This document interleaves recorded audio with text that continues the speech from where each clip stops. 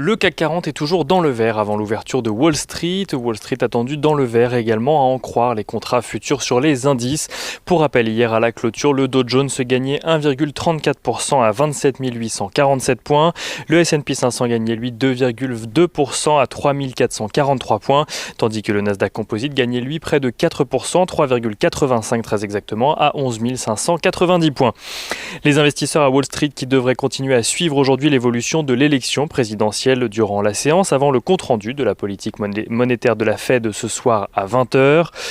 Jusqu'à présent, Joe Biden totalise 264 grands électeurs contre 214 pour Donald Trump, selon The Associated Press. Mais les résultats définitifs en Caroline du Nord, en Géorgie, dans le Nevada ou en Pennsylvanie sont toujours en mesure de faire pencher la balance pour l'un ou l'autre des candidats. Donald Trump a de son côté déposé plusieurs recours judiciaires dans ces États clés, notamment en Géorgie, en Caroline du Nord ou en Pennsylvanie, afin d'arrêter de comptabiliser les bulletins de vote par correspondance.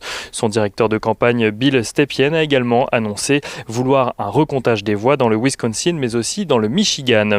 Autant d'annonces qui font craindre une bataille judiciaire entre les deux partis afin de déterminer le vainqueur de l'élection. Donald Trump qui a d'ailleurs annoncé vouloir saisir la Cour suprême pour les départager.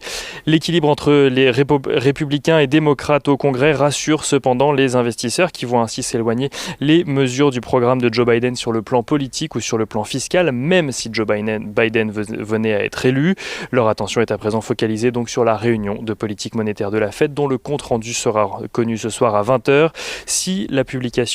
Sa publication qui sera suivie comme d'habitude de la conférence de presse de Jérôme Powell, pour qui l'exercice sera particulièrement difficile ce soir alors que le nouveau président des États-Unis n'est toujours pas connu. S'il devra faire attention à ne pas donner l'impression d'intervenir dans le débat politique, il devrait, selon plusieurs économistes, laisser la porte ouverte à un renforcement du programme de rachat d'actifs.